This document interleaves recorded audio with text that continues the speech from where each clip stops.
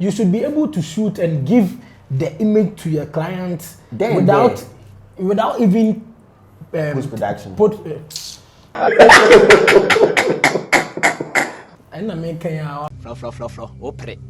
Yeah, you don't want to miss today's episode on Convo with Mr. Anchor, and today we are coming to you with a very nice convo. You get it? You get it? If you don't get it, forget about it. Hi guys, welcome back to the channel, and it's your guy Kofi Boateng here, and today we are going to discuss a very nice and simple topic. That's common mistakes beginner photographers make. So today's one is going to be kind of a collaborative effort. So I have with me here Mr. Anchor, and we are going to discuss those common mistakes. We are going to discuss 1, 2, 3, 4, 5 common mistakes that beginner photographers make. I have some listed here, and I think Mr. Anchor also has his, but me, my own is dope, so pay attention to my Charlie, they lie, it be me, my own be dope. Okay, at the end, you guys, you'll get to know whose mistakes was dope. So without much ado, let's get into it. So Mr. Uncle, let's start. All right, Charlie. Yeah. Hope everything's cool. Everything is cool, man. All right. Mr. Uncle, let's begin with yours. Guys, if this is your first time chance on our content, don't forget to like, comment, and share. And also, don't forget to subscribe. So guys, here are some common mistakes listed out, and the very first one is not having backup storage and also extra batteries. So man, what do you think? Yeah, this is one of the major mistakes a lot of beginner photographers do. You can go and shoot a gig with one SD card, but when it's full, what will you do, my brother? Okay, so what I would say is when it comes to not having backup batteries, when you start off as a photographer, as a beginner, mostly you don't have the funds to actually buy all these extra batteries to help you. But it's advisable to save up and also get extra batteries, at least one extra battery. One extra strong battery will help you in time of probably being on a gig or an event where you have to switch batteries and also charge. You have one you can actually rely on. And also when it comes to the backup storage, I think this is in two parts. The very first one I'll talk about is your SD cards, your cards that you use on set to shoot, which are the SD cards we use for actually recording the moment from the event. With that one, at least having an extra SD card as a beginner photographer is okay. And also after you're done shooting, you would need a backup bank where you store all these files and revisit them and work on for your clients. Yeah, so basically I think these are the mistakes you'd have to avoid as a beginner, the very first one. So man, what do you have to also say? So what I'm also going to talk about is beginner photographers neglect the basics of photography. That's when it comes to the exposure triangle. As a beginner photographer, you should know how the ISO, aperture, and the shutter speed works. And also when it comes to framing and composition, you should know the basic rules when it comes to framing and composition. Yeah. And also to talk about basic lighting. Lighting is very key when it comes to photography. Lighting can break or make your image. Yeah. So you have to know the basic rules when it comes to lighting as a beginner photographer. You get me? Yeah. So from what you said about the exposure triangle, you know, we have the ISO, shutter speed, and the aperture, right? Yeah. So amongst these three, in every situation, we should actually make one your priority. Yeah. So let's say, let's use a case study as an example. Let's say you are shooting sports photography. Mm-hmm. So when it comes to sports photography, you know, you wouldn't want to get your images blurry at that particular moment because it's a fast happening motion. You don't want to freeze that. So what you actually prioritize at that point is your shutter speed. Yeah. That's it. And there are other types of photography where you prioritize your ISO. Yeah.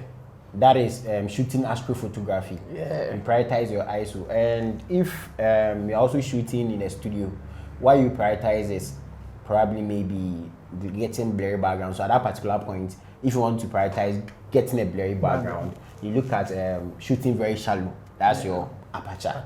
So basically, I think that's one of the things you should actually pay attention to when it comes to the exposure triangle. And again, you talked about lighting, right? Yeah. I wanted to chip something in there. When it comes to lighting, just as you said, lighting can actually make or break your image. Yeah. That's very true, and it's a deep statement you made. Yeah. Knowing your basic lighting, you should start as a beginner. Probably maybe you don't have the funds to buy these fancy strobes and like light and all those stuff. So it's advisable to actually start with natural light. Since it's in abundance and you wouldn't have to pay for it. So you just capitalize on natural light, and one thing you can get to help in your natural light photography is a reflector. Yeah, so you can also get a reflector alongside and shoot with natural light, and you get amazing results. You'll be even amazed. So next on my points is relying on auto mode and also auto white balance. Yeah, so when you start photography, most beginners always want to rely on the camera to actually do everything for them. That is shooting in auto mode. And I think when you start off, it's okay for you to start shooting auto, but what makes you a good photographer is being able to control the settings in your camera.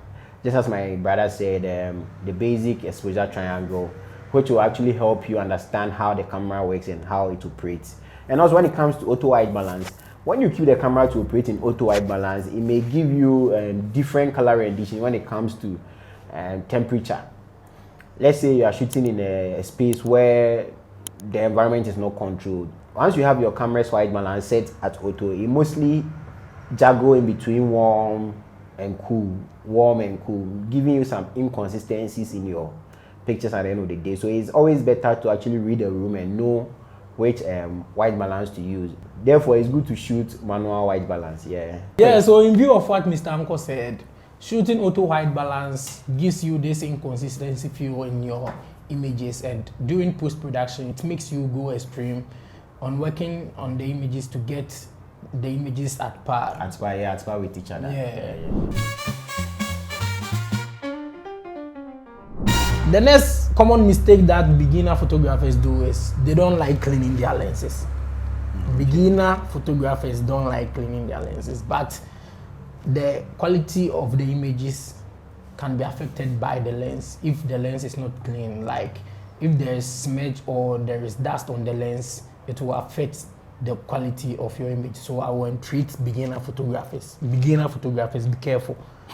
I will entreat you to clean your lenses so that you get sharper images. Yeah, so and about what you just said, when it comes to cleaning your lens, we have the front glass element, we have the back glass element. If you clean one and the other is dirty, you are still going to get the same results. So it's better you always clean the front element and the back element to give you that sharper look you would want to. Yeah, so MrAnchor, let's move on. Okay, so the very last point I'll be touching on is over-reliance on the editing softwares we use. This case. It's very true, Charlie. When you start photography, mostly you don't pay attention to your surroundings, and sometimes you don't pay attention to what's going on set. And even if you pay attention to what's going on set, you are mostly like, you think you're a magician and the softwares you use can do so much that you don't want to get things done on set. Yeah, so sometimes you could see there are some unpleasant stuff in your frame. You can even get off on set, but because beginner photographers mostly think they can work on them. I can do it in post. Yeah. If you do them in post, they will just leave it. And when it comes to post, they realize that Charlie is giving them so much work that the time they are using to work on the image is not worth the amount or the time being spent on the images. It's very true. Yeah, so as a beginner photographer, you should not depend solely on your editing softwares, because you should be able to shoot and give the image to your client without even post-production.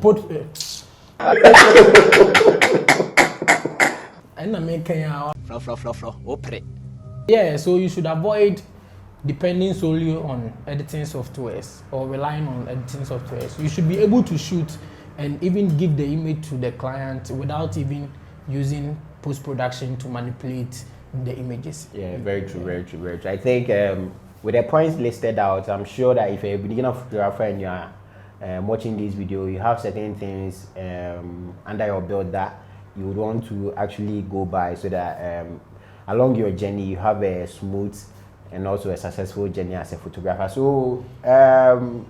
Anchor, I think you've exhausted your points. Yeah, I've also exhausted my points. What about you? Yeah, I'm done. So guys, don't forget to like, subscribe, comment, and also share. So guys, on to the next Charlie. We'll talk Charlie. Peace.